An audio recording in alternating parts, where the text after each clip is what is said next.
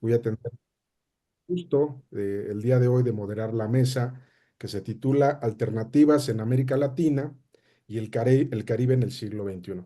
Esta mesa, en esta mesa vamos a tener como ponentes en principio a Jorge Mario Martínez Piva, quien es oficial a cargo de la dirección de la sede subregional de la CEPAL en México, y como comentarista a la maestra Lorena Rodríguez del León, quien es directora actualmente de la Facultad de Economía de la UNAM.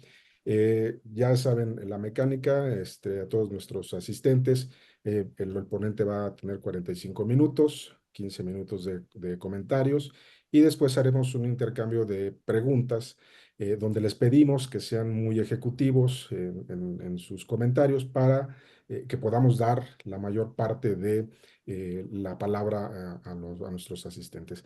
Entonces, en atención a la puntualidad de todos, pues le daría la palabra a nuestro ponente. Gracias. Muchas gracias, Sergio, y muchas gracias al Instituto Nacional de Formación Política de Morena por esta invitación y por poder compartir con ustedes estas ideas. Como dijo Sergio, yo soy estoy a cargo de la CEPAL, de la oficina de la CEPAL de México. La CEPAL tiene eh, dos oficinas subregionales, una en el Caribe para el Caribe de habla inglesa, esta en México, que atendemos en México, Centroamérica, Caribe habla hispana, que es Cuba, República Dominicana y Haití, y nuestra sede que está en Santiago, como ustedes saben. Entonces, Sergio, si te parece, empezamos en materia. Adelante. De Gracias. acuerdo. Bueno, pues muchas gracias a todos y a todas.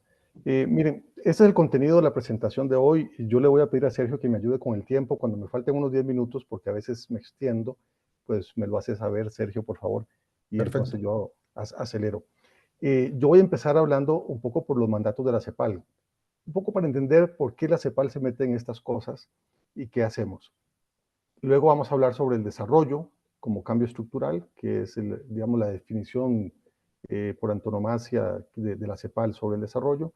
Vamos a hablar sobre el regionalismo abierto, que fue, digamos, la época, si se quiere, que coincide con el consenso de Washington y con lo que denominamos el inicio de las políticas neoliberales. Luego hablaremos de los cambios, que los llamamos cambios tectónicos globales, que no hay una fecha exacta, pero podríamos decir que más o menos en el 2008, con la crisis que José Antonio Campo llama crisis del Atlántico Norte, o sea, la crisis financiera, y la llama José Antonio Campo crisis del Atlántico Norte, porque en realidad él dice que todas las crisis tienen un nombre, la crisis del tequila, la crisis de Corea, excepto cuando suceden en el Atlántico Norte, en los países del norte.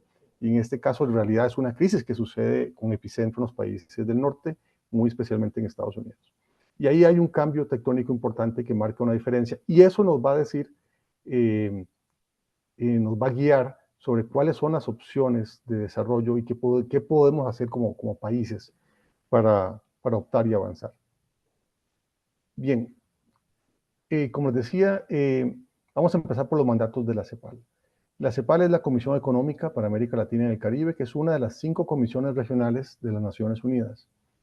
La CEPAL se establece en 1948, saliendo de la Segunda Guerra Mundial, y su objetivo es contribuir al desarrollo económico y social de América Latina y el Caribe, coordinar acciones encaminadas a la promoción del desarrollo, reforzar relaciones económicas entre los países entre sí y con los demás países del mundo, y, y define el desarrollo, ahora lo vamos a ver como con más detalle, como un cambio estructural que sea más inclusivo y más sostenible. El concepto de desarrollo ha ido cambiando con los años, por suerte, se ha ido actualizando. Eso significa que el desarrollo no es como se veía en 1948, que se hablaba de desarrollo económico, luego se le agregó lo de desarrollo económico y social. Ahora sabemos que el desarrollo tiene que ser inclusivo y si no, no es desarrollo, y eso significa inclusivo para todos los sectores, no solo económicos, sino también diversos de nuestra sociedad. Es decir, le agregamos el elemento de género, por ejemplo, y más recientemente le agregamos el elemento de sostenibilidad. Es decir, no hay desarrollo si no es sostenible. Ahí no lo vamos a ver, les dejo un video que lo podrán ver más adelante cuando ustedes tengan tiempo, sobre los mandatos de la CEPAL, precisamente por si tienen más interés. No es un video largo, es un video corto, pero nos quitaríamos 5 minutos. Esto no lo vamos a ver, se los dejo porque luego les voy a compartir la presentación y yo creo que va a ser interesante que ustedes tengan estos datos, que son los 75 años que tiene la CEPAL, cómo ha ido actualizando su pensamiento. Y ese pensamiento se va actualizando según el contexto histórico en el que vivimos, qué sé yo, en los años 50, el tema de la industrialización, como vamos a ver, es muy importante. Luego en los años 80, que es una crisis de deuda muy importante.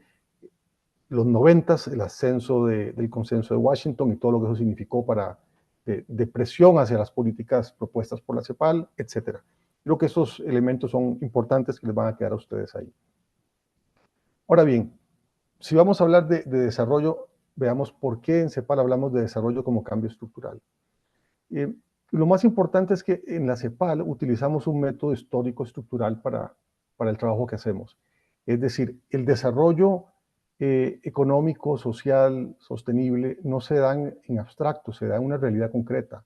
No es lo mismo hablar de desarrollo en un país árido que en un país tropical, húmedo, o que en un país con grandes dotaciones de población, con grandes dotaciones de capital humano, o con grandes dotaciones de recursos naturales, minerales, por ejemplo, que en otro que es distinto. Por lo tanto, es necesario estudiar la realidad concreta de cada país.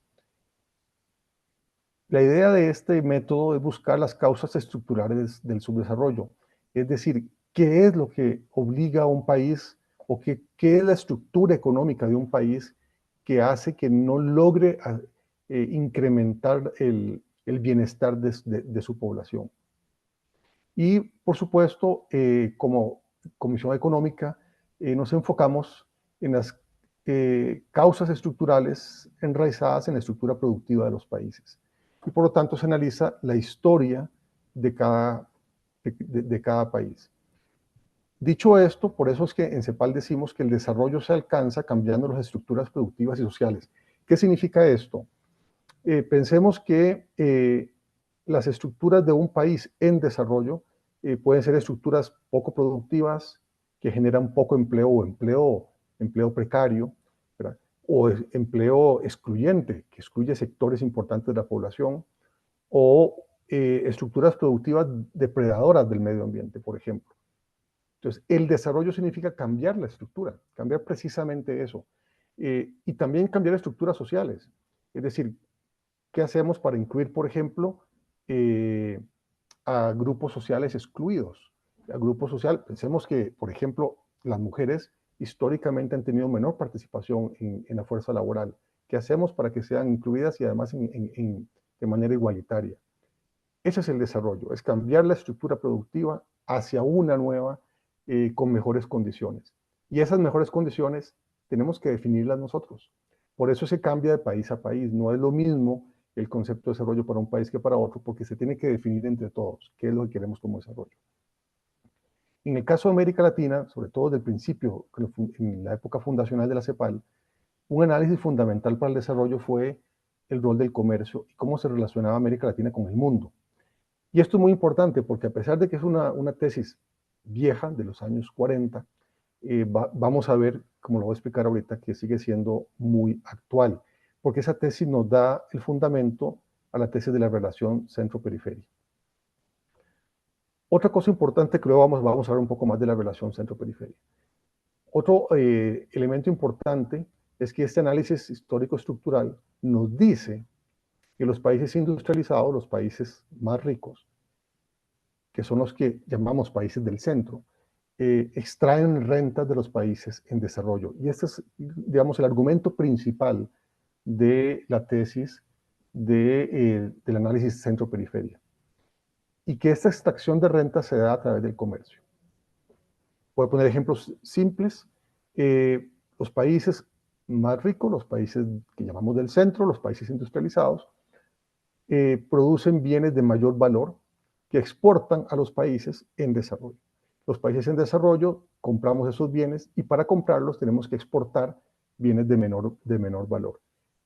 Los bienes de menor valor cada vez en términos relativos valen menos respecto a los bienes de mayor valor. Es decir, cada vez hay que exportar más bienes primarios para importar bienes de mayor valor. Hay toda una discusión teórica sobre esto, no vamos a entrar en ella, de si realmente esto es así, porque a veces los bienes primarios, pensemos en el petróleo, pueden estar subiendo de precio. Lo cierto es que si uno hace análisis de largo plazo, 100 años hacia atrás, uno sí puede ver que ha habido una pérdida de valor de los bienes primarios respecto a los bienes industriales. Y por lo tanto, esos bienes de mayor valor agregado no solo valen más, sino que generan mejores empleos y por lo tanto permiten, facilitan generación de bienestar. Esa generación de bienestar además tiene que verse con otros elementos, no solamente la producción, sino también cómo se distribuyen las ganancias, etcétera. Pero lo importante es que esa relación centro-periferia se explica por esa distribución, por la producción y el intercambio que se da entre los países más desarrollados de los menos desarrollados. Ahora, la buena noticia de esto es que esa especialización productiva no es determinista. Y eso es muy importante porque esto es lo que nos da la clave del desarrollo. Es decir, lo que uno produce hoy no quiere decir que lo va a tener que producir toda la vida. Y uno puede ver la historia, por eso es que es muy importante este análisis histórico estructural, cómo países que hoy son desarrollados no lo eran antes. Es decir, países, los más recientes que se presentan, caso de Corea, caso de Singapur, caso de Japón, son países que en relativamente poco tiempo cambiaron su especialización productiva y de ser países de producción primaria o de productos muy básicos, pasaron a ser países de productos sofisticados y de gran valor.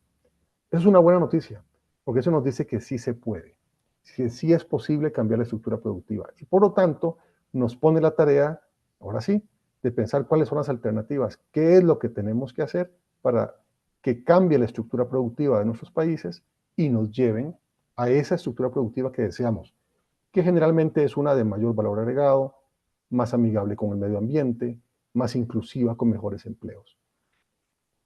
Y como no hay digamos, un método que funcione para todos, ni una estructura productiva igual para todos, hay un mundo por crear y por determinar. Es decir, nosotros podemos decir qué clase de relación queremos entre el sector público y el sector privado, qué clase de relación queremos en la especialización productiva. Todo eso está por determinar.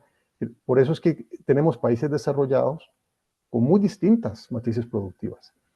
Aunque casi todos, lo que es común, es que tienen una especialización productiva en productos de mayor valor agregado, que suelen ser productos industriales o servicios de alto valor agregado. Según la tesis de centro-periferia, era necesario industrializarse para abandonar la condición de periferia. Es decir, si uno quería dejar de ser periferia, tenía que dejar de exportar y producir bienes primarios y producir bienes industriales. Eso hoy por hoy creo que lo podemos cuestionar un poco, porque hoy por hoy también los servicios pasan a ser un sector muy importante. Pensemos el software, eh, los servicios artísticos, el cine, la música. Es decir, y tenemos ejemplos de países que se han desarrollado basados en servicios. Aquí igual les dejo un video, no lo vamos a poder ver ahora, que es un video cortito, también de unos 5 minutos, que explica qué es la relación centro-periferia, y yo creo que puede ser muy útil para entender estas relaciones entre los países. Ahora bien, después de que CEPAL hizo este planteamiento, dijo, es necesario industrializarse. Por lo tanto, se propuso la industrialización por sustitución de importaciones, que ha sido, digamos, una de las razones por las que más se conoce la CEPAL, y casi todos los países de América Latina implementaron esa política propuesta por la CEPAL. Y hay que decir, fue muy exitosa. Es decir, esa política realmente cambió la estructura productiva de la región. Era una región agrícola con una gran población rural, analfabeta, y si uno analiza los resultados entre 1950 y 1979, por decir algo antes de la crisis de la deuda, la producción industrial aumentó en todos los países, México es un buen ejemplo, la región se urbanizó, los servicios públicos crecieron, la iluminación, las carreteras, el agua potable, el comercio intrarregional creció, hubo crecimiento económico y productividad, y un crecimiento económico inclusive, se generó empleo, etc. Es decir, realmente esa propuesta de industrialización funcionó y generó un cambio estructural, es decir, la estructura productiva de América Latina de los 70 no es la que teníamos en los 50. Aquí pongo unos ejemplos. El ejemplo de México, la relación del PIB manufacturero y la producción de la manufactura con respecto al PIB total. Como vemos, del año 50 al año 80, pongo el año 80 porque ahí empieza la crisis de la deuda y hay un cambio estructural importante, hubo un aumento de la producción manufacturera. Vamos a pasar rápido. Este es otro ejemplo interesante. Aquí tenemos la población. Fíjense cómo cambió la población de rural a urbana.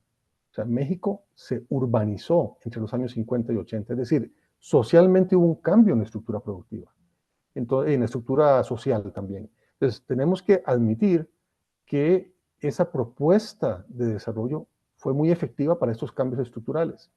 Y si vemos otros, como estoy poniendo aquí, otros Perdón, indicadores, Jorge, como, que te interrumpa. Mira, creo que me están decime, comentando que la diapositiva no está corriendo adecuadamente. La veíamos hace rato cuando hicimos la ajá, prueba, pero no sé si puedes checar o Mauricio, si nos ayudas a ver. Sí, eh, tienes que volver a compartir pantalla, Jorge, ok, para empiezo, compartir Sí, sí, para sí, la es que presentación está, inicial y ya no la volviste a compartir. de acuerdo, sí, es que creímos vamos a que ver, de ibas a acuerdo, pasarla en algún momento, pero sí vemos que están se usando quedó, sí, se quedó fija. Ahí estoy compartiendo pantalla todavía. Todavía no. No vemos tu pantalla, Jorge. Ok, entonces ahí lo que estamos viendo son, al no ver mi pantalla, vamos a ver si ahora sí. Te estamos viendo a ti. Te estamos viendo, Ah, exacto, te perfecto. vemos a Ahora ti. sí. Estábamos bien Ahí Ahora sí. atentos está. a todo lo que estabas diciendo. ahora sí, Ok, Ahora sí. perfecto. Bueno, perfecto. ahora sí la ven. Sí, ahora sí. Y si cambio, cambia. Pues si le A das ver, modo de, cámbiale. ajá, Ahí cambié. No, Se quedaron fijos se quedó fijo, sí, sí. bueno, fíjense, no pasa nada. Para seguir, para no atrasarnos, yo les voy a contar la historia. De todos modos, les voy a, digamos, no es necesario ver la imagen, eh, si les parece, porque si no, vamos a intentarlo por una última vez.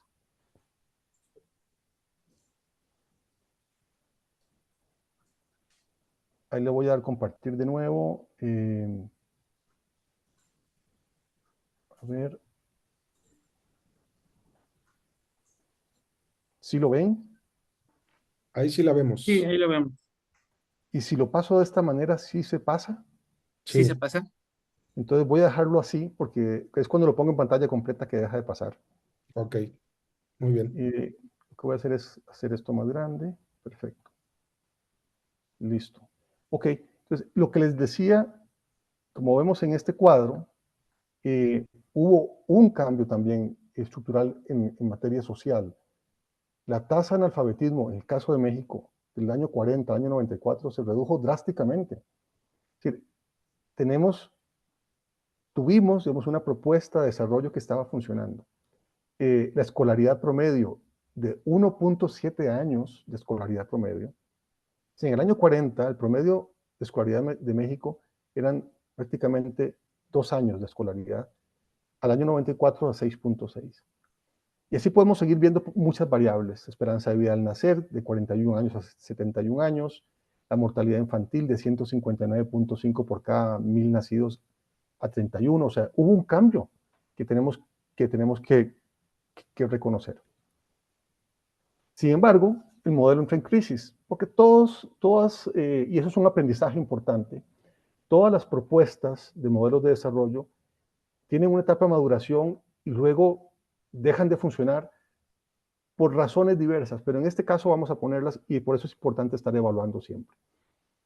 ¿Por qué el modelo entró en crisis? Por un lado, la industrialización fue inconclusa, es decir, sí hubo una gran industrialización, pero también es cierto que hubo una gran dependencia de insumos externos, es decir, los países no producían todo, importaban muchos de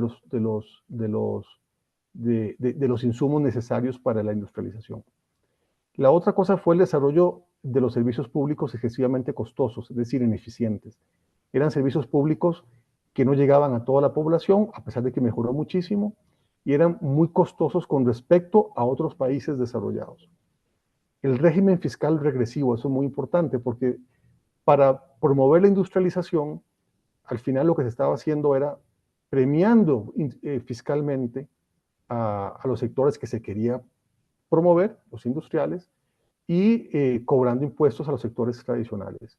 Entonces resulta que en algún momento llegamos a la, digamos, contradicción de que los sectores más dinámicos, que eran los industriales, estaban exentos de impuestos en la mayoría de los países. Y después llegó la crisis de la deuda externa. Como ustedes saben, hubo un fuerte endeudamiento de los estados, un fuerte endeudamiento para financiar precisamente este esfuerzo desarrollista. Además, un endeudamiento con tasas de interés variables. Vino la crisis, que es una crisis que no es de América Latina, que es la crisis del los precios del petróleo, y nos llevaron a un estado endeudado que tuvo que perdió capacidad de seguir invirtiendo y tuvo que pagar la deuda. Como ustedes saben, esto fue un cambio que empieza en los 80s, y eso hizo que todo este modelo de desarrollo que veníamos explicando, que era de industrialización por sustitución de importaciones, se detuviera y cambiara el modelo. Y entonces empezamos con un nuevo modelo, que es el modelo de regionalismo abierto, así lo llamamos en CEPAL. Eso fue una propuesta cepalina, pero que coincide en el tiempo con el consenso de Washington, que es muy importante verlo. ¿Qué es el consenso de Washington? Bueno, en gran medida el consenso de Washington empieza realmente en los 70s, con, digamos, una serie de economistas neoclásicos que consideran que el libre mercado es la mejor forma para buscar el desarrollo y que el Estado estorba. Y esto era una contradicción, eso se oponía a la propuesta de CEPAL de desarrollo, porque la propuesta de CEPAL decía que el Estado tenía que liderar a través de las inversiones públicas, pero también a través de la promoción de ciertos sectores, tenía que liderar la industrialización. Por lo tanto, había un choque de propuestas. Este grupo de economistas que llamamos el Consenso de Washington llega, digamos, ascienden políticamente, llegan, podríamos decir, a cargos de poder, sobre todo, si lo queremos poner en algún momento histórico, en los 80s, con la llegada de Ronald Reagan a la presidencia de Estados Unidos, con la llegada de Margaret Thatcher como primer ministro de Inglaterra, y al proponer una reducción del Estado, buscaban una reducción del déficit fiscal, que sí había déficit, un control de la inflación, que sí había inflación, un balance de cuentas exteriores entre el Estado y el pago de la deuda, reducción del tamaño del Estado, porque lo que querían era un Estado pequeño para que la economía se rigiera más por las reglas del mercado, y eso conducía a una propuesta de liberalización del comercio, apertura financiera y apertura de la promoción de la inversión extranjera directa. Esto nos lleva a lo que empieza en los 80, se consolida en los 90, es lo que podemos decir que coincide con la época neoliberal. Es decir, neoliberal en el sentido de pensadores neoclásicos que buscan libre mercado, reducción del Estado y que las fuerzas del mercado lideren el desarrollo. En ese momento, CEPAL reajusta su propuesta para, en cierta medida, no aceptar la propuesta neoliberal y decir, hay una opción. Entonces, el giro que propone la CEPAL es decir, miren, estábamos antes con la propuesta de industrialización proponiendo un desarrollo hacia adentro. Y ahora más bien lo que queremos es no caer en las propuestas de desarrollo hacia afuera, que es lo que nos llevarían a las propuestas neoliberales. Y más bien decir, podemos hacer una combinación de ambas, es decir, podemos beneficiarnos del comercio internacional, del dinamismo del comercio internacional, pero al mismo tiempo establecer que hay industrias pilares fundamentales que constituyen el núcleo endógeno para el desarrollo. Es decir, de alguna manera la CEPAL pedía a los países que no abandonaran las industrias fundamentales que podían ser el núcleo que generara acumulación y difusión de progreso en los países.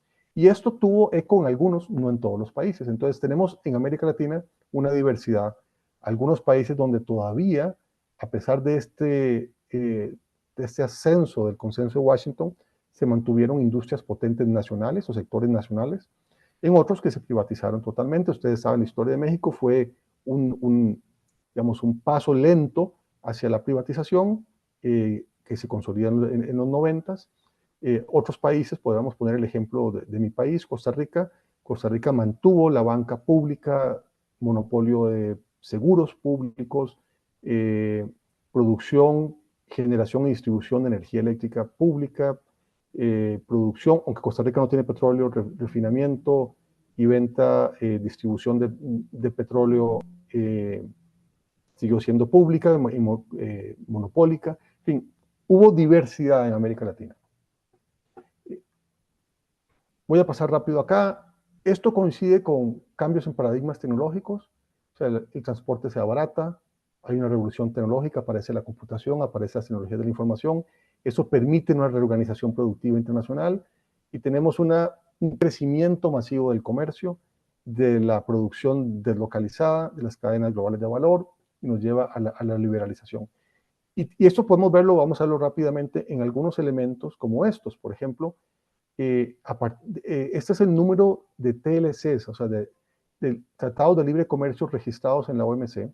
Bueno, al principio no era OMC, pero hoy en la OMC, entre el año 48 y 2004. Entonces uno ve un ascenso creciente de los acuerdos comerciales en todo el mundo, pero México es un gran ejemplo de esa liberalización.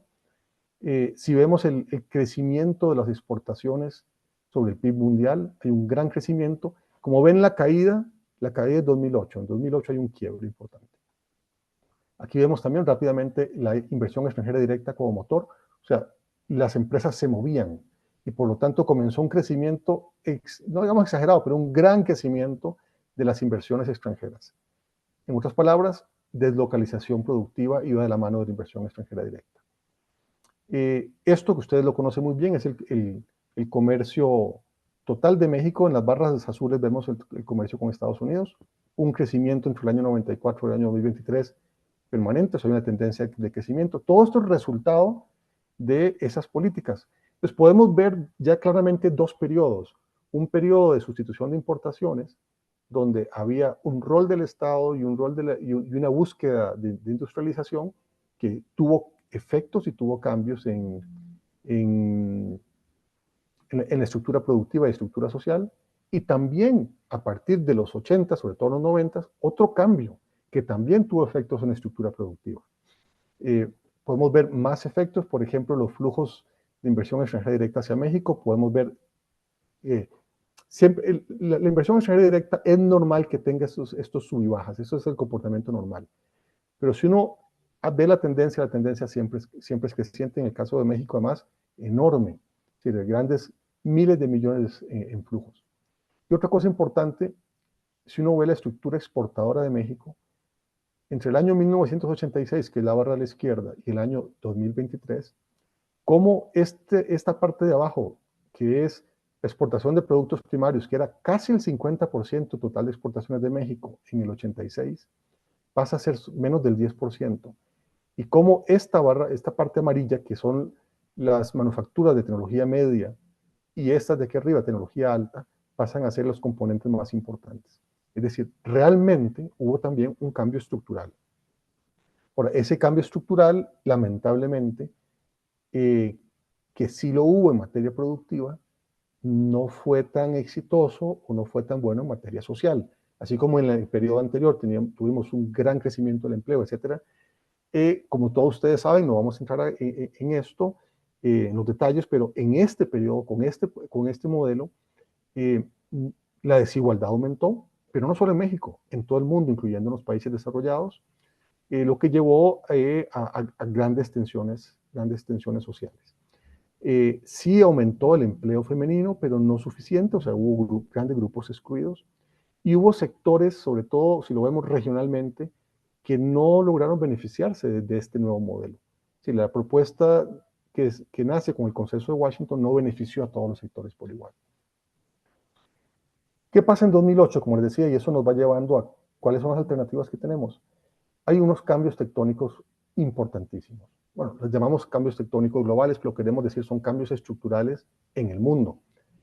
Primero aparece un nuevo actor. Bueno, vamos a ir viendo uno por uno. Aparece un nuevo actor, un nuevo jugador global, que es Asia, y muy especialmente China.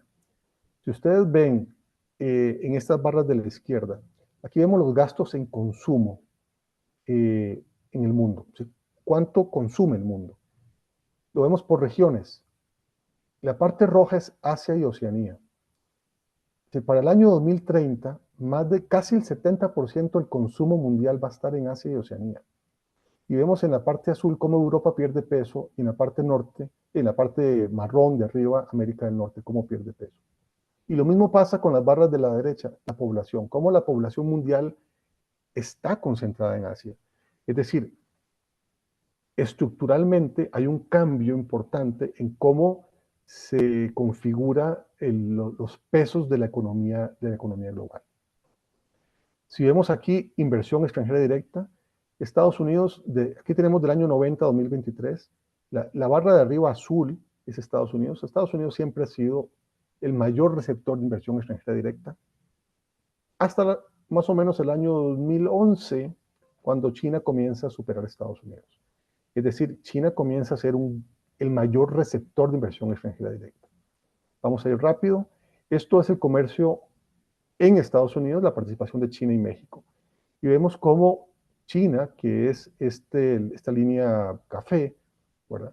Llegó el momento en que en el año 2002-2003 supera a México en Estados Unidos, en el comercio en Estados Unidos, y eso apenas lo recupera México recientemente. Es decir, realmente aparece un gran nuevo jugador en la arena mundial. Vamos a seguir rápido para no atrasarnos. El otro cambio estructural que vemos, el otro cambio tectónico es el crecimiento. América Latina y el mundo en general comienza a crecer menos. Aquí en la parte izquierda vemos el mundo. Tenemos que para el año 2024 apenas se espera un crecimiento del 2.4. Para toda América Latina el 1.6. En el caso de México estamos esperando 1.9, aunque ya el Banco de México anunció 1.5 como estimado. ¿Por qué es importante el crecimiento? No crecimiento per se, por sí mismo, sino porque el crecimiento es un motor de la generación de empleo y también de los ingresos fiscales con los que se financian los gastos públicos. Por eso es importante, pero queremos por eso un crecimiento que no sea cualquier clase de crecimiento. Es un crecimiento que genere empleos dignos, empleos de calidad, sostenibles, o sea, que sean respetuosos con el medio ambiente. Pero tenemos un problema y es que hubo una desaceleración que empieza en 2008. Aquí lo vemos en el largo plazo, del año 1951 a 2023. Esto es toda América Latina. Entonces, lo que vemos es que el crecimiento tendencial promedio entre el 51 y el 79 era de por encima del 5%, mientras que en los últimos 14 años en América Latina ha sido del 1.9. Es decir, algo cambió en lo que estábamos haciendo, de manera que ahora crecemos menos y por lo tanto generamos menos empleo. Y en países como América Latina, México no es excepción, donde hay mucho empleo precario, empleo informal, donde los ingresos fiscales son reducidos, es necesario ver qué hacemos para mejorar el crecimiento, no solamente en cantidad, sino en calidad. Otro tema importante es el peso del comercio. Fíjense qué interesante, perdón, lo que pasa con el comercio. El volumen de comercio, que es la línea roja, siempre ha sido superior al PIB. Es decir, siempre se comercia más que lo que crece el PIB. Fíjense lo que pasa en 2008. En 2008, con la crisis financiera, cae la capacidad del comercio de crecer por encima del PIB. Y entonces el comercio deja de ser un motor del crecimiento. Y eso nos pone a cuestionarnos si no es, en el caso de un país grande como México, si el mercado interno no juega ese rol que antes jugaba el comercio, que era el mercado externo. Todo esto nos lleva a cuestionarnos, por supuesto, cuáles son las alternativas para América Latina. Y por supuesto, todo esto son cambios importantes en la globalización, que tienen que ver con, en gran medida, con el crecimiento, la importancia del peso relativo de la política, la geopolítica, la geoestrategia. Es decir, vamos a pasar rápido a esta. Los cambios que tenemos en el sistema de la globalización es, en un momento que pasamos de aplaudir la interdependencia, pasamos de aplaudir la apertura comercial en los 90s, a comenzar a dudar de la interdependencia. Además, la pandemia nos enseñó que esa interdependencia nos hacía vulnerables, nos hacía débiles, y por lo tanto comenzamos a tener dudas de la globalización. Luego aparece la lógica geopolítica, es decir, una gran competencia por la rivalidad tecnológica, sobre todo entre Estados Unidos y Asia, principalmente China.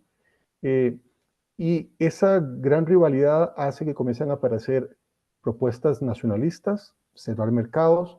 Europa comienza a cerrar algunos sectores estratégicos. Estados Unidos comienza a no permitir inversiones chinas en sectores tecnológicos. Hay una competencia por la 5G.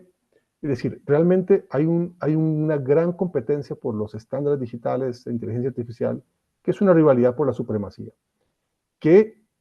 Y es importante señalar lo tecnológico y lo digital, porque eso nos dice que entonces el desarrollo no solo está en lo industrial, también está en los servicios. Y por lo tanto nos hace pensar en cuáles son nuestras opciones para el futuro. Reaparecen objetivos como autosuficiencia, objetivos como seguridad, tanto en energía, en alimentos, en sanidad. La pandemia nos hizo pensar en eso.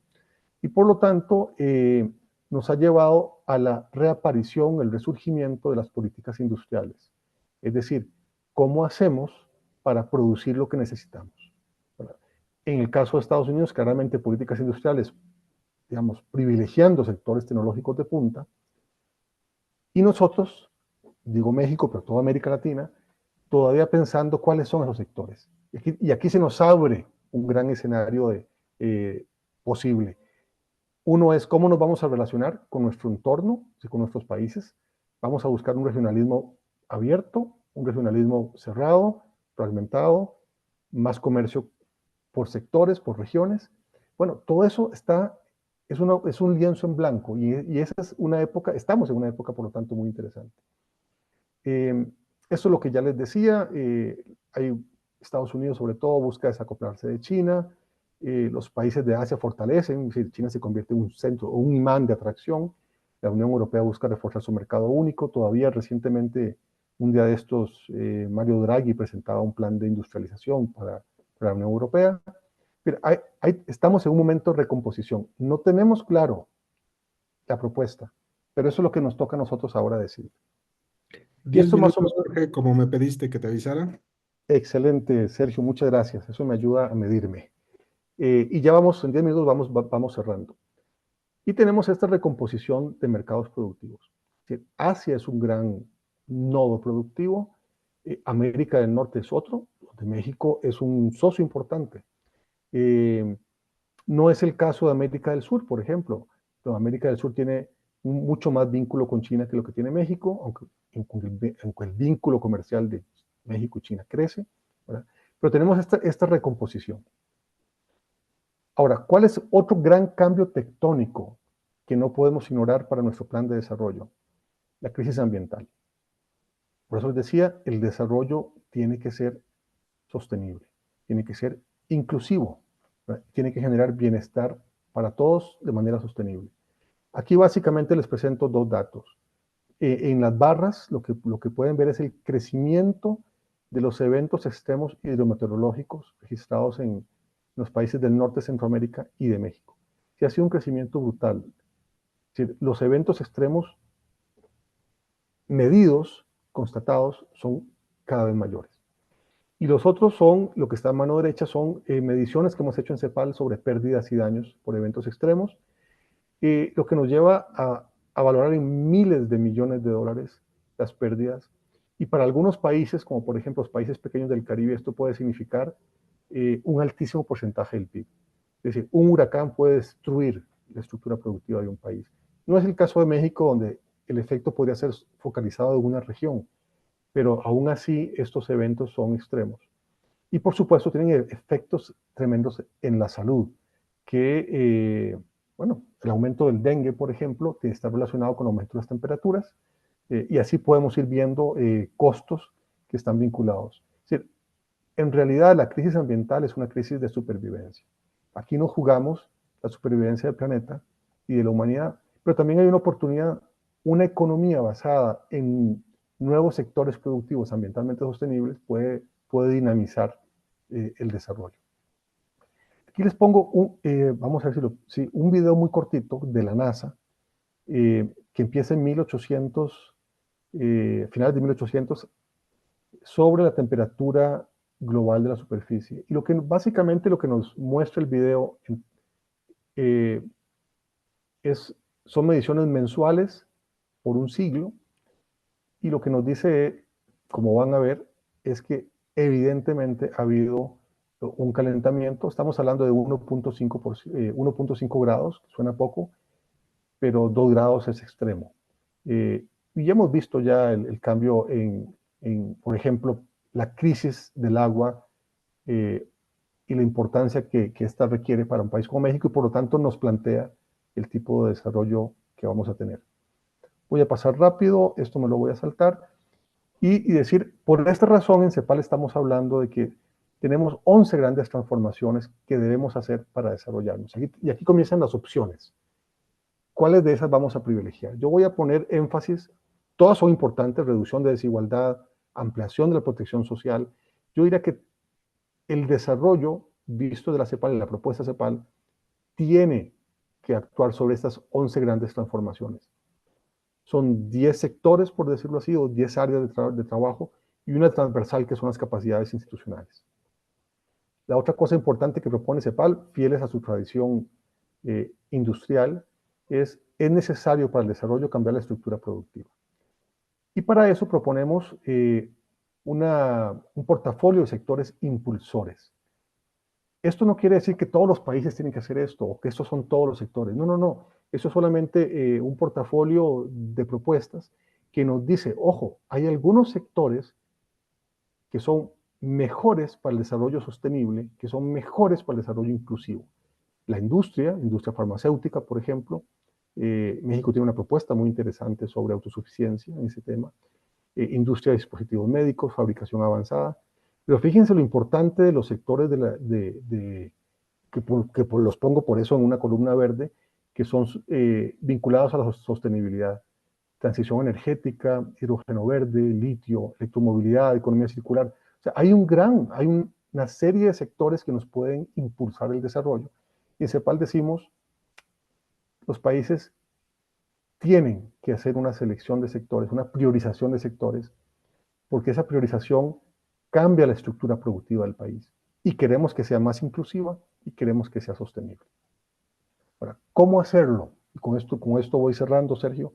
¿Cómo hacerlo? Esta es quizá la pregunta más importante. Tenemos ya los diagnósticos. Todos los países como México, que tienen mucha capacidad de análisis, tienen ya los diagnósticos de qué necesitan y qué quieren hacer. La gran pregunta es, ¿cómo gobernamos los procesos necesarios para transformar la economía? Y ahí estamos proponiendo que debemos trabajar en fortalecer capacidades institucionales, que son técnicas, operativas, políticas y prospectivas. ¿Qué quiere decir esto? Lo que estamos diciendo es que países como México tienen la capacidad para hacer esas transformaciones.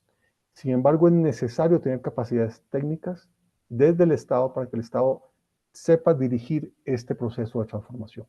Las capacidades técnicas tienen que ver con cómo evaluar el impacto de las políticas, tiene que ver con la planificación estratégica, tiene que ver con la coherencia de los mandatos normativos, tiene que ver con rendir cuentas entre la función pública, tiene que ver con generar una cultura de aprendizaje continuo, de estar cambiando, es decir, hacer iteraciones constantes para mejorar los procesos y no quedarnos con una propuesta de política por 20 años, tienen que irse actualizando. Son capacidades técnicas importantes y necesarias. Las capacidades operativas tienen mucho que ver con los recursos humanos, con las capacidades de gestión de las personas del sector público. Por eso estoy muy contento de participar en este seminario, en este taller con ustedes, porque son ustedes los que van a hacer el diseño de estas políticas públicas. Las capacidades operativas tienen que ver mucho con coordinación público-pública, es decir, cómo coordinamos las diferentes instancias del Estado. ¿Cómo optimizamos la participación? ¿Qué queremos de la participación del sector privado? ¿Qué queremos de ellos? Eso tiene que definirse desde el Estado.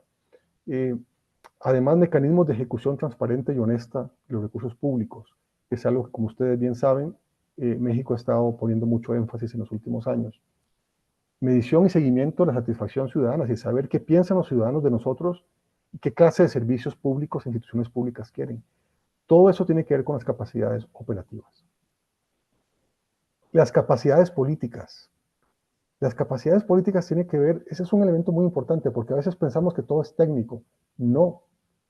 La gestión de espacios de diálogo para que diferentes actores, somos sociedades muy diversas, sector público, sector privado, academia, sociedad civil organizada, diferentes niveles, lo local, lo nacional, lo regional, lo estatal, diferentes sectores del gobierno, una secretaría con otra secretaría, con instituciones, toda esa capacidad política de coordinar una propuesta. Por lo tanto, hay que trabajar en esas capacidades. Y finalmente, una muy importante que es la capacidad prospectiva. La capacidad prospectiva es ver el futuro. No es futurología, no es astrología, por supuesto que no. Es participativamente construir escenarios de futuro. ¿Qué deseamos? ¿Qué sociedad queremos? ¿Qué economía queremos de aquí a 20, 30 años? Y luego decir, bueno, ¿qué hacemos para llegar allá? No sé si ustedes sabían, pero países como Finlandia, Corea, han incorporado en sus instituciones públicas divisiones, unidades, direcciones de estudios de futuro. Entonces tienen ministerios que dicen cómo queremos que sea el desarrollo tecnológico en nuestro país para los próximos 30 años. Y luego, ¿qué hay que hacer para llegar allá?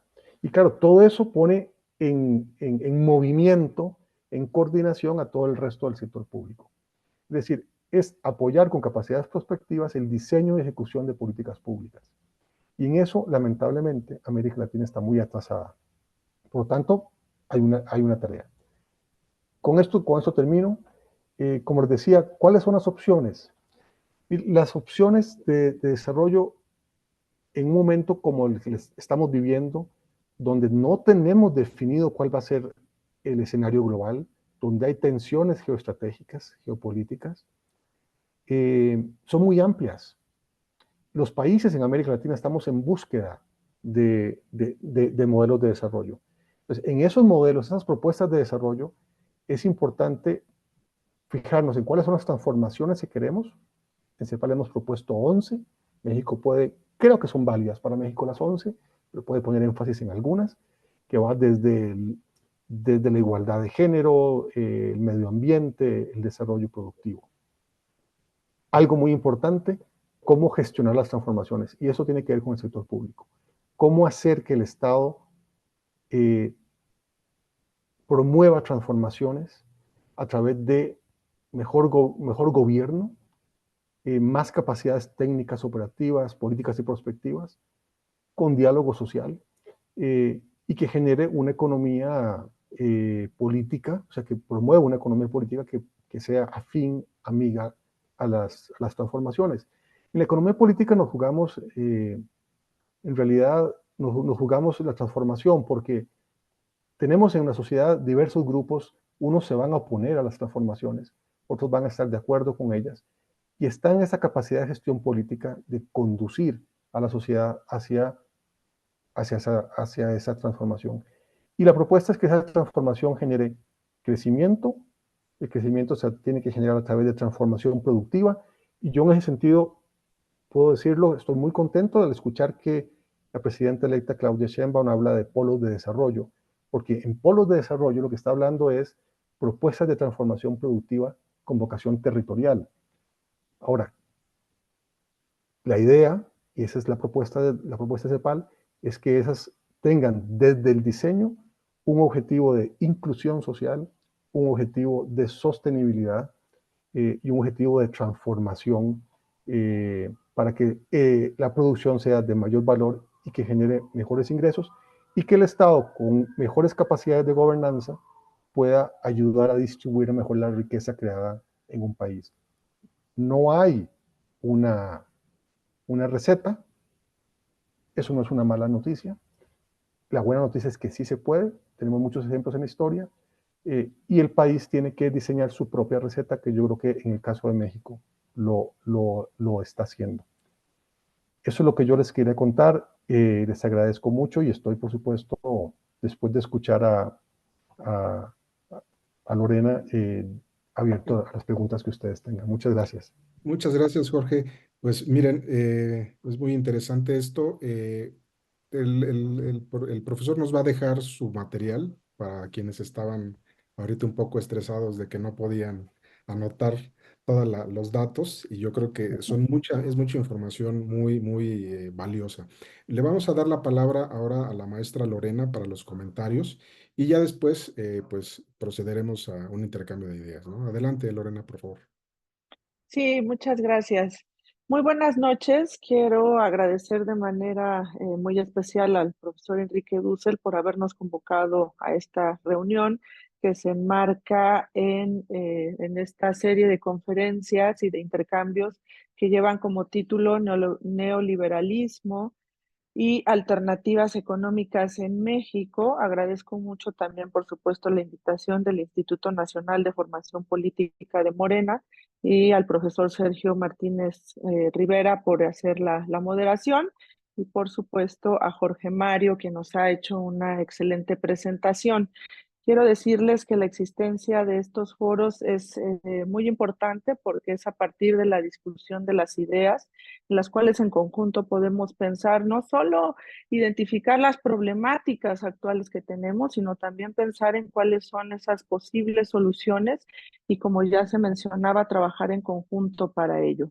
Quiero además reconocer que las personas que están participando y quienes nos acompañan, además de muy diferentes lados como Sonora, California, Tabasco, Nayarit, Guanajuato, Valladolid, Veracruz, Puebla, estamos hablando de un grupo muy heterogéneo de diferentes latitudes, y eso también, por supuesto, que enriquece no solo el diálogo que podemos tener, sino también las conclusiones a las que vamos a estar llegando.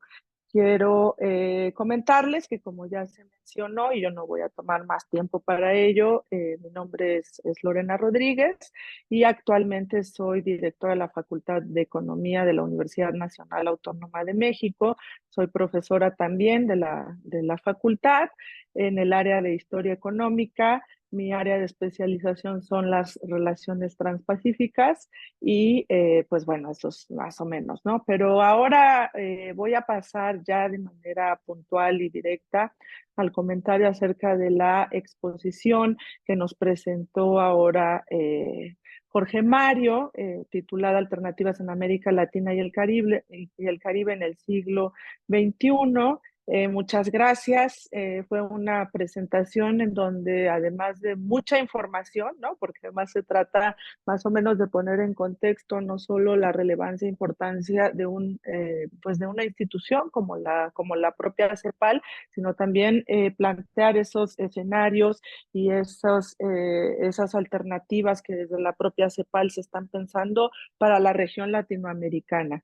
Fue una excelente exposición, como ya se decía, pues se les va a compartir para que ustedes también puedan revisarla con calma, porque en efecto es mucha información que ha sido de manera muy acertada, condensada por el doctor Jorge Mario Martínez Piva. Y entonces, si me lo permiten, quisiera plantear en primer lugar algunos comentarios sobre esta presentación para después, en un segundo momento, destacaré algunos de los puntos de coincidencia que tenemos tanto la Comisión Económica para América Latina y el Caribe como la Facultad de Economía, pensando que la Facultad de Economía pues se están formando, ¿no?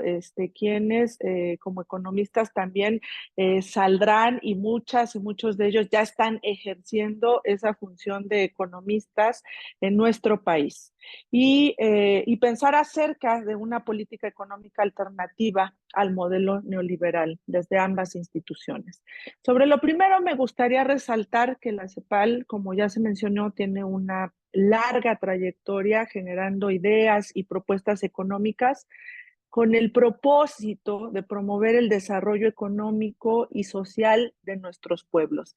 Es decir, no es ahora, recientemente, que la CEPAL propone modelos alternativos, sino que esta tarea la ha venido haciendo desde hace mucho tiempo como lo acaba de mostrar el doctor Jorge Mario. Desde sus orígenes, la CEPAL se ha distinguido por realizar estudios, investigaciones, asesorías y apoyo técnico, entre muchas otras labores que han contribuido a reducir las desigualdades en la región. Asimismo, la CEPAL fue de las primeras instituciones en cuestionar las recomendaciones del llamado Consenso de Washington, ese conjunto de políticas promovidas desde los Estados Unidos, y mostrar los efectos adversos de las llamadas políticas neoliberales. En esto nos parecemos mucho, la CEPAL y la Facultad de Economía, pero sobre este punto voy a volver más adelante. Otra cuestión que es importante subrayar de la presentación es que los planteamientos y las propuestas en general que realiza la CEPAL provienen de una visión crítica del pensamiento económico ortodoxo que sustenta al neoliberalismo. A partir de esta visión crítica, la CEPAL ha generado un cuerpo de ideas, teorías y metodologías que tienen como punto de referencia el método histórico estructural que acaba de comentar Jorge Mario en su presentación. Vale la pena detenernos un par de minutos en este punto, porque aquí encontramos elementos para abonar al diseño de una política alternativa al modelo neoliberal. El método histórico estructural surge al observar que los países menos desarrollados y los desarrollados enfrentan problemas cualitativamente distintos.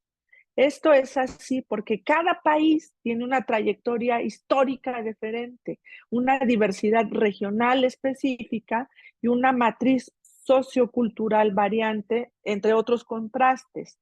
Aquí hay un primer aporte. Las políticas económicas que funcionan en los países del centro no se pueden aplicar como receta a los países menos desarrollados.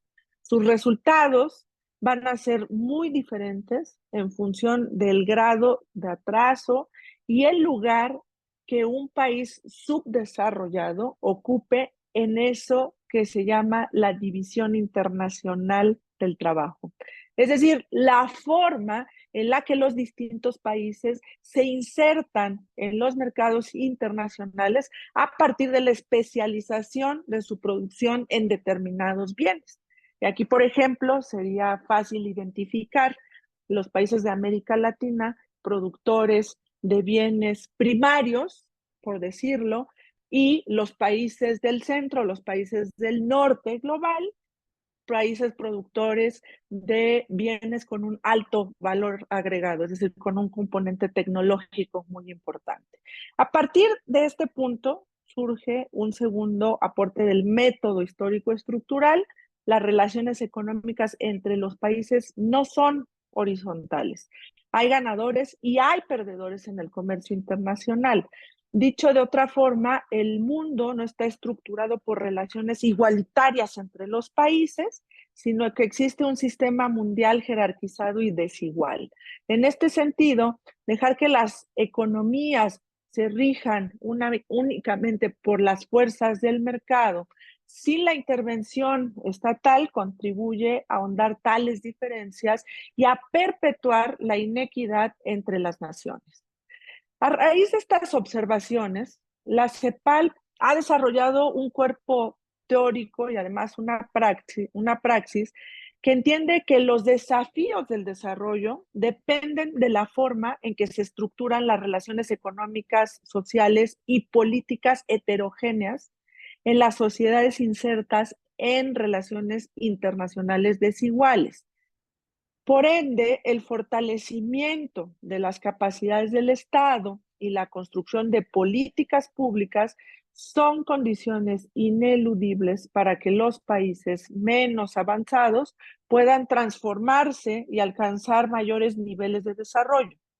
En suma, este método histórico estructural no solo pone de relieve la importancia del contexto histórico, ¿no?, para entender el funcionamiento de la economía y de la sociedad, sino que también reconoce que los aspectos sociales y políticos desempeñan un papel clave para el funcionamiento de la economía.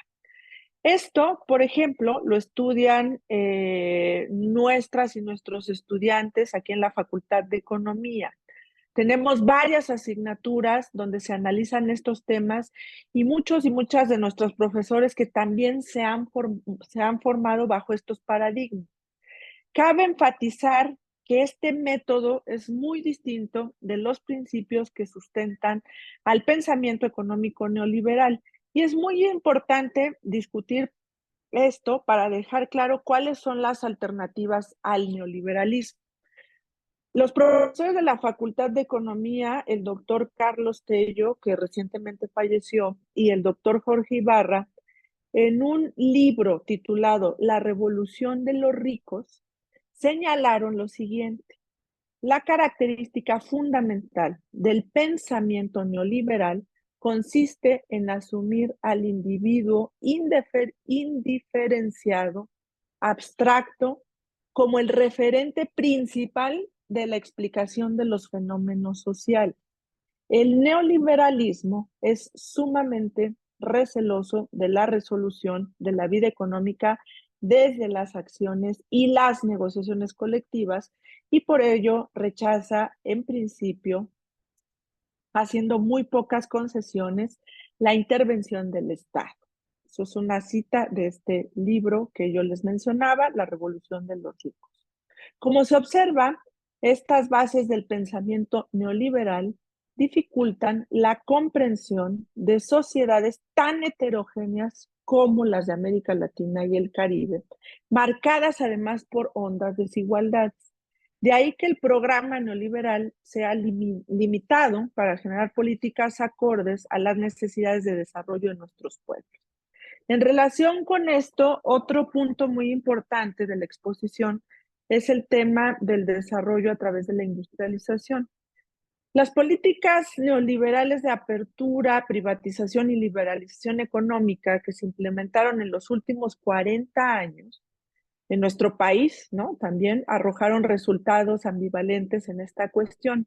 Si bien es cierto que estas políticas nos acoplaron a la relocalización geográfica, la producción que emprendieron los países más desarrollados, de tal forma que México hoy en día se encuentra entre los países más exportadores en el mundo en diferentes rubros, también es verdad que estamos entre los primeros lugares como país de las economías más importadoras a nivel mundial. ¿Esto qué quiere decir?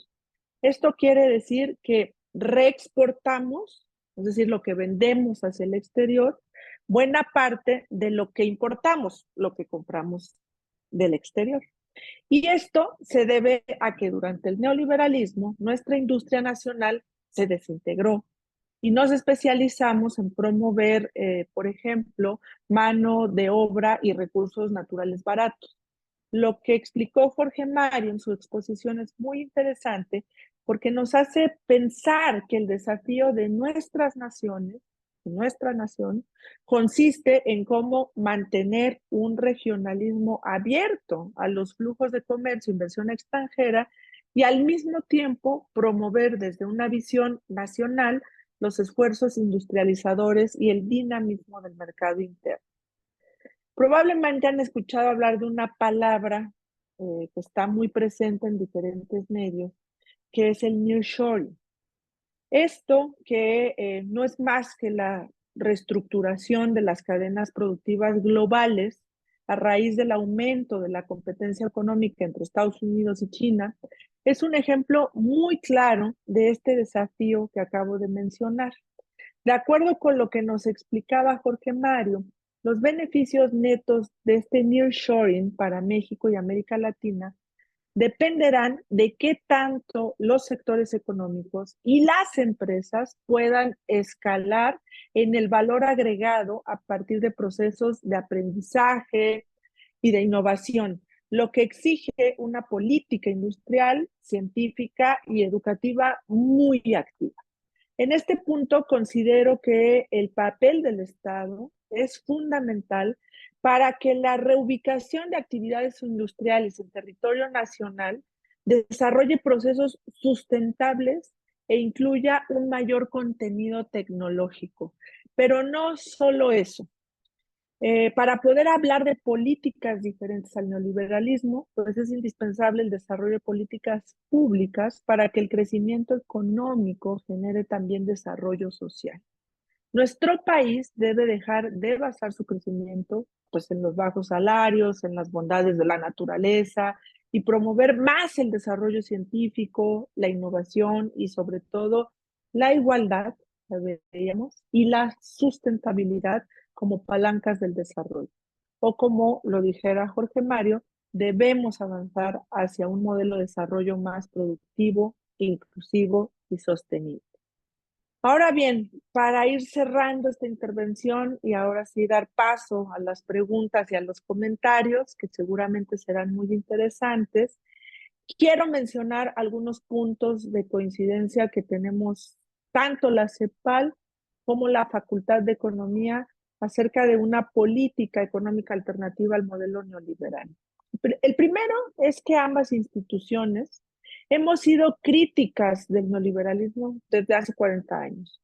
Fuimos de las primeras escuelas en advertir el cambio de rumbo de las economías latinoamericanas y los riesgos de estas políticas. En la UNAM y en la Facultad de Economía hemos tenido la fortuna de que muchos y muchas economistas cepalinas han sido parte de nuestro cuerpo académico. El intercambio de ideas ha sido fluido y constante. Organizamos también seminarios, iniciativas, espacios de reflexión como este que estamos teniendo en conjunto. Y esta circulación del pensamiento y de las ideas ha generado un número importante pues, de publicaciones, informes, diagnósticos y demás propuestas alternativas. Otra convergencia ha sido nuestra mirada crítica a las ideas ortodoxas que se promueven desde los centros de poder, como las del pensamiento neoliberal. Tanto la CEPAL como la Facultad de Economía nos hemos distinguido a lo largo de la historia por desarrollar enfoques alternativos que corresponden a las condiciones reales de América Latina y del Caribe y por supuesto también de nuestra propia realidad nacional. Hay una riqueza en esas tradiciones teóricas y esos enfoques metodológicos que reflejan además pues ese diálogo constante, ese debate, ¿no? De lo que pasa en el país, de lo que pasa en el mundo, pero también de ese compromiso con la solución a las problemáticas y sociales que afligen a nuestra región. Nuestras diversas raíces intelectuales pues, nos mantienen en ese movimiento constante para poder afrontar esos desafíos y para poder transformar, ¿no? pues la realidad para el bienestar de nuestras sociedades. Finalmente, me gustaría reconocer los esfuerzos y los logros que en este último tiempo se han alcanzado. Evidentemente sabemos que todavía hay muchos retos. Hay que preguntarnos, ¿no? Si este camino es suficiente para revertir los rezagos y las problemáticas acumuladas a lo largo de este tiempo. Aún quedan grandes tareas pendientes, como la construcción, por ejemplo, de un sistema nacional de cuidados, que nos permita avanzar en una sociedad más igualitaria, en términos también de una agenda de género, la reforma integral al sistema de pensiones, por ejemplo, para garantizar la vida digna entre las personas mayores. También entre esos grandes desafíos estructurales de México se encuentra pues los temas de la fragilidad fiscal. Tenemos todavía un tema de desigualdad muy importante, es decir, hay una gran cantidad de retos que por supuesto tenemos que afrontar como sociedad. Y ya lo decía Mario también en el tema pues, de las políticas públicas, de cómo se están pensando, desde qué aspectos también se está planteando la resolución de esos grandes desafíos, no solo nacionales, sino regionales. Y aquí creo que es una parte muy importante la participación de Jorge Mario en el sentido de pensarnos a una escala local, ¿no? Como país, cuáles son esos grandes retos, cuáles son esos grandes desafíos, pero también a una escala mucho más general que tiene que ver con la región de América Latina. Y poder hacer esos cruces que nos ha permitido la presentación del día de hoy, creo que también nos permite ampliar la mirada para no ver que estos son exclusivamente problemáticas nacionales, sino verlo desde una perspectiva regional. Pues por supuesto, reiterarles que desde la Facultad de Economía son de los temas que se abordan de manera cotidiana y que el compromiso, al final de cuentas, también tiene que ver con pensar en esas propuestas y en esas acciones que nos permitan alcanzar una igualdad sustantiva con justicia y bienestar para todas y para todos. Yo lo dejaré aquí. Muchas gracias. Muchas gracias, Lorena. Miren, anoté conforme fueron alzando las manos, la manita, a José Alberto, a Mario T. y a Julio Merchán. Entonces, les propongo si hacen las preguntas primero y le damos para la palabra a los ponentes, ¿no? Entonces, José Alberto, en principio, Maqueo. Te estamos Este, mandando invitación. Listo, adelante. Hola, gracias. Buenas noches. Saludos a todas y a todos. Yo me quedo con dos preguntas concisas, aunque en el contexto que lo plantea Mario pudieran ser abordadas. Es decir, la transformación. El eje es la transformación. Y hay una transformación para México que aborda hoy el proyecto de la justicia. Pero en la lógica de esta exposición que hace Mario, el poder ejecutivo tendría también que verse puesto en la mesa, porque diagnósticos de dónde están las grandes diferencias sociales en el país existen, las tenemos. O sea, la diagnosis como tal la tenemos muy bien ubicada, creo yo, desde hace ya varios años. Si acaso lo único que no está muy objetivo es los diagnósticos situacionales específicos. Pero ¿dónde están los problemas? Creo que los tenemos claros. Y en ese sentido, entonces, yo lo que planteo y pregunto es, ¿qué se tendría que alinear para que las políticas de atención social puedan tener en el corto, mediano y largo plazo un efecto realmente transformador?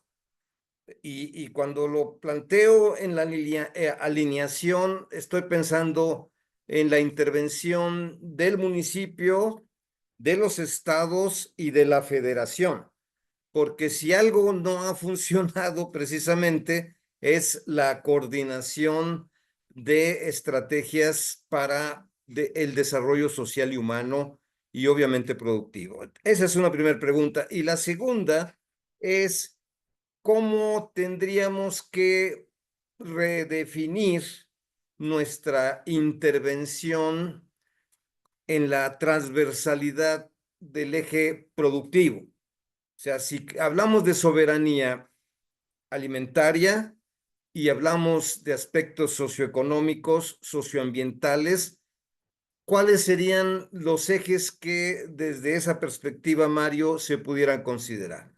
Gracias. Buenas noches. gracias. Mariano.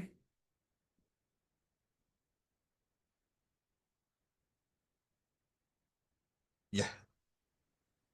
¿Ya me pueden escuchar? Sí. Ok, perfecto. Gracias por la genial presentación. Hay muchas preguntas, pero a mí me brinca una muy especial. Se ha dicho que existen iniciativas para modificar las cadenas productivas. Estados Unidos en este momento está tratando de traer los semiconductores de este lado del mundo, de China, y lleva ya un Chip Act que no ha funcionado, que no ha levantado, que no ha tenido la respuesta esperada. Ellos mismos reconocen que que hay actividades, bueno, ellos dicen, hay trabajos que no van a devolver, por ejemplo, el ensamblaje de electrónicos, etcétera. Entonces, cuando nosotros decimos que oímos que se reconfiguran. ¿De veras estamos seguros que que esos reconfiguraciones se van a dar hacia este lado, o vamos a esperar a que haya otra pandemia, porque simplemente es más caro mandar la producción local que esperarse a que se abaraten los costos?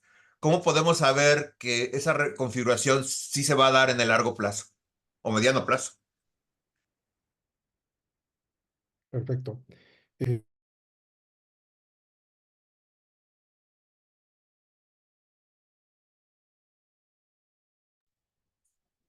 ¿Quién seguiría la palabra? Perdón, no, Julio Merchan. Sí, perdón, no Julio activé aquí. Merchan. Te mandamos invitación, Julio, para que puedas hablar.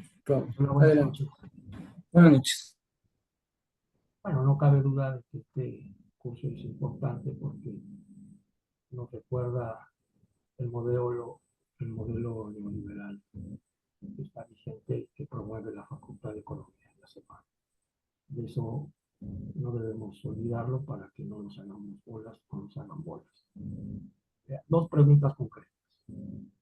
De los 11 temas estratégicos de la CEPAL que mencionó el ponente, ninguno toma el caso de la migración, tema fundamental para cualquier desarrollo planetario, regional o no regional.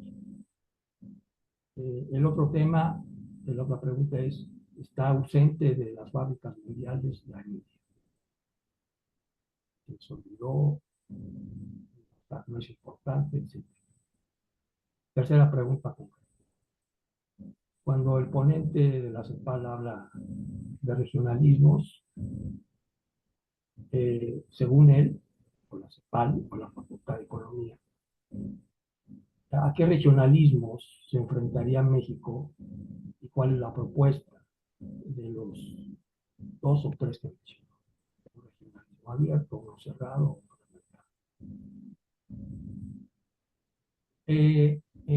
esto no creo que sea una pregunta para la CEPAL ni para la Facultad de Economía, pero la tengo que hacer. Cuando habla de crisis ambiental como lo vital en el mundo planetario, yo me preguntaría si desde una perspectiva marxista esto es posible, ha sido posible, y cómo va a ser posible cuando nos enfrentamos a un modelo, por decirlo rápido y concreto, y un poco provocador, un sistema capitalista genocida. Y ejemplos, pues bueno, abramos el periódico hoy y hay muchos. Bueno, ahí la dejo. Muy bien. Bueno, felicito a los ponentes por recordarnos un modelo de todo respeto ya muy superado. Gracias. Muy bien. Por ahí, Mauricio, nos están pidiendo el link de asistencia, si nos ayudas a pasarlo. Y Jorge, pues te damos la palabra, si ahorita nos regalas unos minutos extras para quizá una segunda ronda. Entonces, con estas tres intervenciones, si quisieras comentar algo. Sí, claro. Bueno, muchísimas gracias a todos los que pacientemente nos han escuchado. También a los que, digamos, juiciosamente han pensado lo que han escuchado y lo han formulado en preguntas. Yo voy pues hacer la tarea, el esfuerzo de ir respondiendo y espero haber captado bien las preguntas.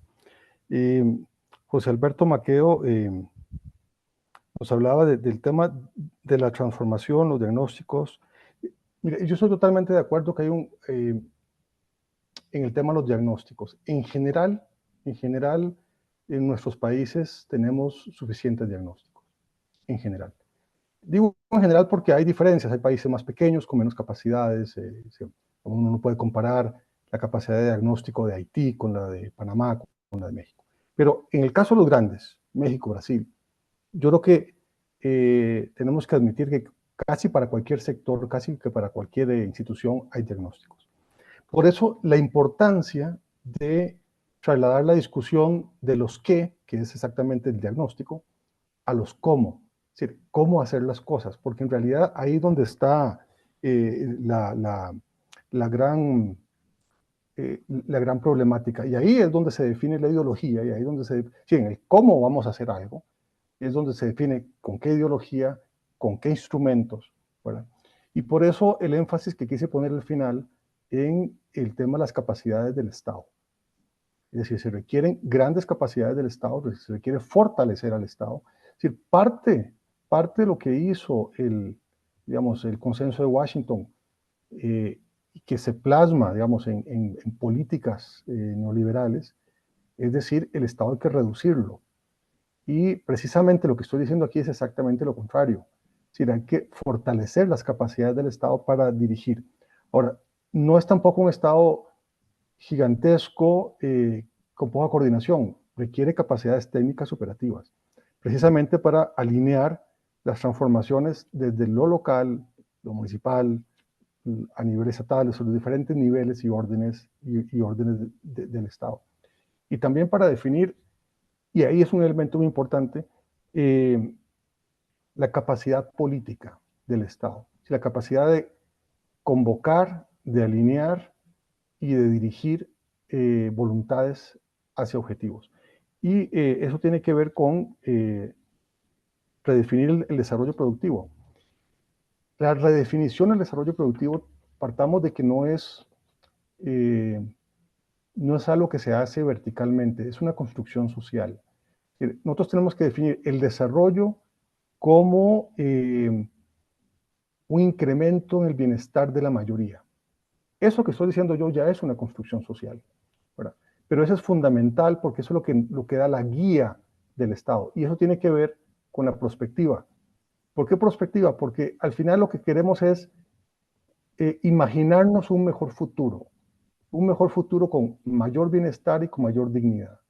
Esa es mi propuesta, ¿verdad? Y la propuesta de mayor dignidad es una propuesta que hemos venido escuchando y que tenemos que plasmarla en un sistema productivo que genere mayor bienestar para todos y mayor dignidad.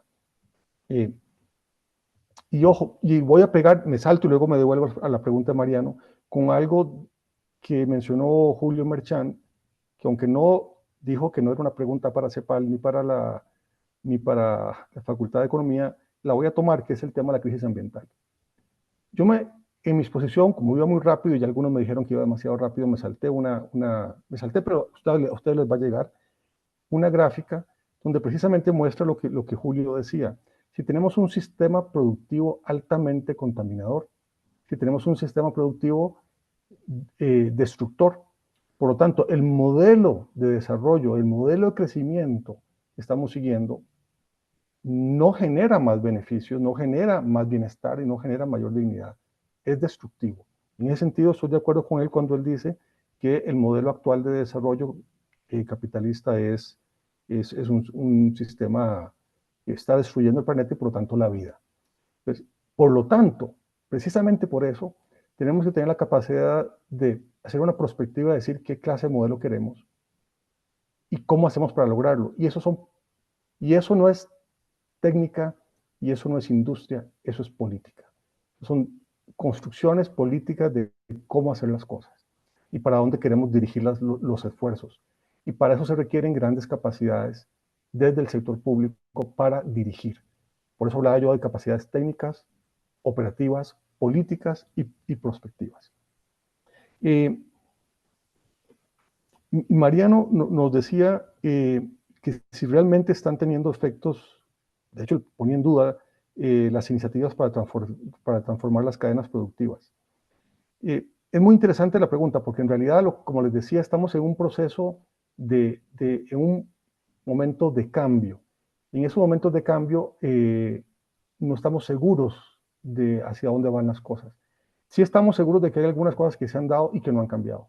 Por ejemplo, Estados Unidos y Europa han decidido darle la espalda a la OMC y comenzar a poner aranceles y barreras al comercio en aquellos sectores donde ellos tienen interés estratégico. Es decir, supongo yo, ya han hecho prospectiva y ya han definido cuáles son esos sectores estratégicos. En el caso de Estados Unidos pareciera claro que ha definido que los sectores tecnológicos son estratégicos, que ahí se está jugando su liderazgo económico o su hegemonía global. Están poniendo énfasis, por ejemplo, en la 5G, están poniendo énfasis en prohibir inversiones en algunas tecnologías. Entonces, yo creo que sí, si uno analiza algunos flujos de comercio e inversión, sí comenzamos a ver cambios.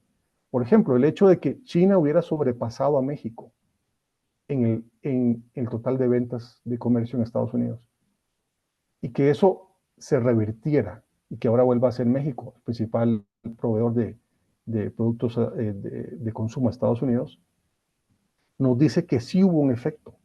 Y sí hubo un efecto en esas medidas de Estados Unidos que no cambiaron radicalmente la estructura mundial, pero cambiaron la tendencia a lo que estaba sucediendo, por lo menos en materia de comercio. Ahora, ¿qué debe hacer México para hablar de alternativas? Yo creo que parte de lo que se debe hacer es decidir qué clase de desarrollo queremos, hacia dónde queremos llegar. Hay que hacer prospectiva técnicamente muy sólida para llegar a definir cuáles son los pasos a seguir para que, dirigido por el Estado, se pueda llegar a eso. Y aquí quiero retomar una frase, una idea que planteó Lorena, que me gustó mucho y que además tiene que ver exactamente con las propuestas que hemos hecho en CEPAL. Sin la intervención del Estado, las estructuras económicas se reproducen y se profundizan. Es decir, si tenemos una estructura económica que produce poco empleo o produce empleo precario o explotación o destrucción del medio ambiente, si la dejamos sola, se va a reproducir y se va a profundizar. Tendría que haber un evento externo, terremoto o alguna cosa así como para que cambie la trayectoria. Como estamos hablando de construcciones sociales, tiene que ser desde una construcción social donde se cambie esa trayectoria. Y eso es un rol que le corresponde al Estado, porque al Estado le corresponde dirigir la direccionalidad del desarrollo. Y por lo tanto es necesaria esa intervención para cambiar la estructura. Y eso tiene que ver, Mariano, con la importancia y la única forma de transformar las cadenas productivas. Tiene que haber una intervención pública, una intervención del Estado, decidiendo hacia dónde. Y eso se hace por muchos instrumentos. Instrumentos que tienen que ver con inversión, con empleo, con regulaciones también. El Estado tiene un set de instrumentos para mover y cambiar la dirección de las inversiones, del empleo, etc.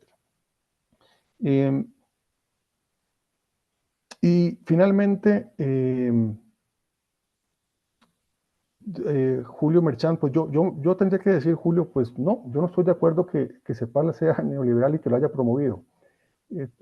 Totalmente en desacuerdo. ¿Por qué? Porque si vemos cuáles son los principios neoliberales, podríamos ver que los hemos estado cuestionando desde que aparecieron. La reducción del Estado, la liberalización comercial, la liberalización financiera. Y en CEPAL hemos dicho, el Estado tiene que ser rector, el Estado tiene que dirigir. La liberalización financiera produce una financiarización de la economía que reduce las capacidades de empleo.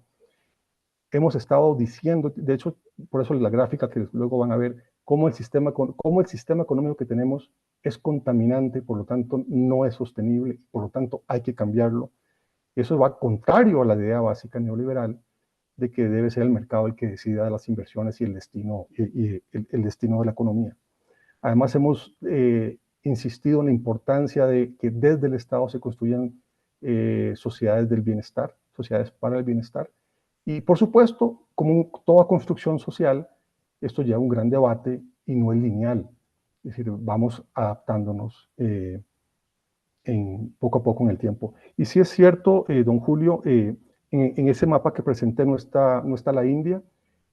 Luego van a ver el detalle del mapa. La construcción está poniendo mucho énfasis en el gran dinamismo de China. China sigue siendo, si cuando uno compara con India, en el peso de la producción industrial, en el peso del comercio, el gran líder.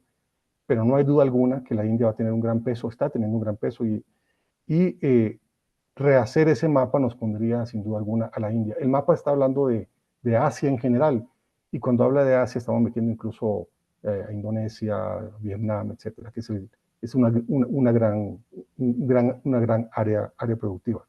Habría que ver inclusive dónde ponemos a Rusia, en esa fábrica. Como toda graficación es una simplificación para mostrar una tendencia, pero no es absoluta. Eso sería, Sergio, muchas gracias. Sí, sí, Jorge, si nos permites para darle Claro, palabra a otros compañeros, por digo, supuesto, para aquí no voy a abusar estar. del tiempo, anoté conforme iban a Alberto Pérez y Héctor García. Si son muy puntuales para que podamos pues, ir concluyendo, por favor. A ver si está por ahí.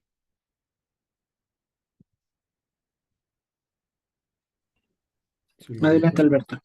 Sí. Gracias, Sergio. Eh, Muy puntual. eh, dos preguntas para Jorge Mario. Tenemos como un paradigma neoliberal, por ejemplo, uno de tantos. Me gustaría saber su opinión. Uno de estos paradigmas es que la autonomía del Banco Central debe prevalecer, y esto ha sido generalmente aceptado por casi todo el mundo. Muy pocas veces, pocas voces críticas al respecto. Me gustaría saber su opinión. Y también, por otro lado, ¿cuál sería la propuesta, si existe alguna propuesta de la CEPAL para México, de una reforma fiscal progresiva? Que yo creo, he hecho algunos cálculos, yo creo que para 2026 es ineludible que en México se establezca una reforma fiscal progresiva. Ya sería todo. Gracias. Muchas gracias, Héctor. Si nos ayudas, Mauricio, para habilitar el audio. Claro. Héctor, te estamos mandando invitación para que abras tu audio. Te escuchamos. Gracias, ¿qué tal? Muy buenas noches. El compañero Alberto me ganó la pregunta. La pregunta era relacionada efectivamente con el papel del Banco Central, dado el momento político histórico que estamos viviendo en estos momentos, en donde nuestro presidente también lo ha puesto sobre la mesa en varias ocasiones. Eh, y bueno, añadiendo un poquito nada más, me gustaría saber, preguntarle al doctor Jorge Mario. ¿Qué papel han jugado los bancos centrales en América Latina y el Caribe con respecto al crecimiento y el desarrollo económico de las diversas economías que le integran? Muchas gracias y felicidades por la ponencia. Muchas gracias. Adelante, Jorge, para ir cerrando y una disculpa a todos porque quisiéramos hablar, pero nos llevaremos medianoche aquí, ¿no? Y en atención a los ponentes, pues hay que dejarlos descansar también. Muchas gracias. Adelante, Jorge. Sí, muchas gracias. Bueno, Alberto y Héctor, vaya preguntas me hicieron, es decir, están bien complejas. Todo modelo de desarrollo y todo modelo de desarrollo genera una institucionalidad en la que se sostiene, ¿verdad? Y en ese sentido, no es sorpresa, digamos, que el consenso de Washington y los neoliberales crearon toda una institucionalidad, que algunas son instituciones como las imaginamos, así como el Banco Central, y otras son más instituciones regulatorias o un set conjunto de reglas, como por ejemplo el libre comercio, ¿verdad? Bueno, esas son instituciones que sostienen ese modelo. Todas esas están en crisis ahora. Es decir, de hecho, el libre comercio mismo está siendo cuestionado precisamente porque los países que lo promovieron se dan cuenta que apareció un nuevo jugador importante como China, y que la única forma que ellos puedan competir con China es cambiando las reglas del juego que ellos mismos propusieron, ¿verdad? Ahora, hablando de eso, el Banco Central y su autonomía. El Banco Central ya existía. La autonomía es el concepto que está, digamos, en cuestión. No hay una respuesta fácil porque no hay una, digamos, yo creo que cada país tiene que encontrarla. ¿En qué sentido? Los bancos centrales no independientes, como los teníamos antes, eh, llevaron a un uso abusivo, sobre todo en la época de la deuda, de impresión de dinero que generó mucha inflación y eso dejó una huella dolorosa que alguna gente no quiere repetir. Y como no la quieren repetir, se fueron al otro extremo. Es un banco que absolutamente sea totalmente independiente de las políticas públicas de desarrollo que se hacen desde el Ejecutivo. Y yo creo que esos extremos no son buenos. Sí, yo creo que los bancos centrales tienen un rol a la hora de controlar la oferta monetaria es un instrumento más para el desarrollo. Y por lo tanto tiene que haber un vínculo entre la política propuesta por el Poder Ejecutivo y la política monetaria. Los dos extremos pueden ser dañinos. Y en América Latina, si no me equivoco, prácticamente todos los bancos mantienen una autonomía muy radical y por lo tanto sus políticas, sobre todo sus políticas antiinflacionarias, son políticas que pueden ir a veces a contrapelo de una política de decisión de inversión o de fomentar la inversión que puede tener el Poder Ejecutivo. Yo creo que la respuesta no es nada fácil. Quizá haya que pensar en cosas intermedias y otras instituciones que echen la mano en caso de necesitar, por ejemplo, más crédito para el sector público, para promover inversión en sectores estratégicos. Esa es una idea. Y después sobre el tema fiscal progresivo, mire, en CEPAL tenemos varias propuestas no específicamente para México, pero sí en general propuestas de cómo hacer que la fiscalidad sea más progresiva. ¿Eso qué significa? No es solamente cobrarle más, que sí es importante, cobrarle más progresivamente a los que más tienen, sino también cómo hacer un gasto más progresivo, es decir, que el gasto público beneficie a los que más lo necesitan. Entonces, la fiscalidad de doble vía es a quién se cobra y cómo se gasta.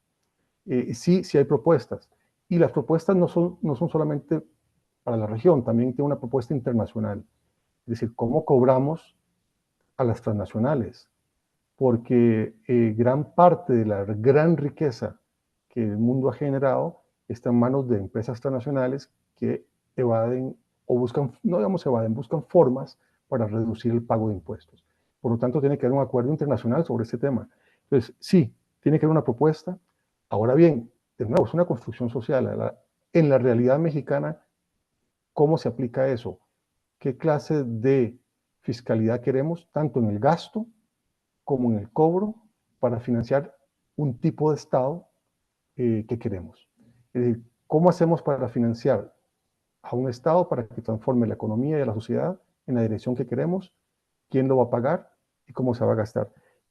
Yo ahí sugiero, nosotros tenemos un foro anual sobre fiscalidad que produce algunos documentos precisamente sobre este tema. Están todos disponibles en línea y sugeriría que los revisaran. Sergio, creo que es todo. Muchas gracias. Maestra Lorena, ¿quisieras comentar algo? Pues no, nada más muy brevemente, una vez más agradecer la participación de todas y todos. Como decíamos, pues es importante también escuchar no solo pues lo que se ha presentado por parte de Jorge Mario, que fue muy interesante, sino también las preguntas que se generaron a partir de eso. Yo creo que ahí sí coincido con varias de las participaciones, sobre todo en términos de pensar en cuáles son los grandes desafíos hacia el futuro. Si bien es cierto, estos 40 años en los cuales las políticas neoliberales habían sido las que habían regido también la conducción de la propia economía y no solo a nivel nacional, sino a nivel internacional, estamos en un momento en el cual ese paradigma no solo está en cuestionamiento, sino que prácticamente se ha visto como las fallas y esta idea del homo economicus, ¿no? También esta idea de las personas como de manera individual y que lo que nos mueve es es el interés individual y económico de manera primordial, y que también desarticula esta otra idea de la cooperación, la colaboración, la construcción colectiva, es algo que también ahora nos pone en el centro cuáles serían esas transformaciones que deberían de llevarse a cabo. Y yo creo que ahí nosotros estamos viendo cómo también en el caso de nuestro país, esa idea de la transformación productiva, que además tenemos que pensar en un escenario en el cual el desarrollo de nuestro propio país es heterogéneo, y entonces regionalmente también existen estas desigualdades y estas diferencias muy importantes, y pensar esa transformación, por ejemplo, productiva, con una vocación territorial, nos habla de esos proyectos que deberían de estarse llevando a cabo y deberían de estarse implementando para tratar de atacar todas estas que fueron también consecuencias de la aplicación de políticas con una orientación específica. Y en ese sentido, pues los retos, como ya se mencionaba y con las respuestas que nos daba Jorge Mario, pues son enormes, no solo a nivel de nuestro país, sino también a nivel regional. Y en ese sentido, pues también estamos hablando de que sistémicamente el sistema, ¿no? El sistema capitalista en el que vivimos, pues también parte de las consecuencias como las desigualdades, la crisis medioambiental, etcétera, pues son parte de la estructura de ese propio sistema, pero aquí de lo que estamos hablando también es de cómo a partir de las políticas públicas que se puedan desarrollar, pues vamos atendiendo estos grandes desafíos y estos grandes retos. Y pues bueno, como ya bien decían, podríamos continuar durante mucho tiempo discutiendo sobre estas cuestiones y más, pero pues en respeto también al tiempo de las personas que nos acompañan, yo lo dejaría aquí y pues bueno, muchas gracias. Muchas gracias, maestra. Pues bueno, miren, antes de que terminemos, me piden los organizadores que dé el siguiente anuncio, que la próxima sesión que está programada con el funcionario doctor Mariscal Paredes de la Secretaría de Hacienda, se va a programar a las 4 de la tarde por la cuestión de la agenda del funcionario. Entonces les piden atentamente que hagan el esfuerzo para poder conectarse a esa hora por única vez, ¿no? Entonces, pues no me resta más que agradecerles su asistencia, a Jorge, a Lorena, muchas gracias por su participación y pues tengan muy buen descanso. Hasta luego.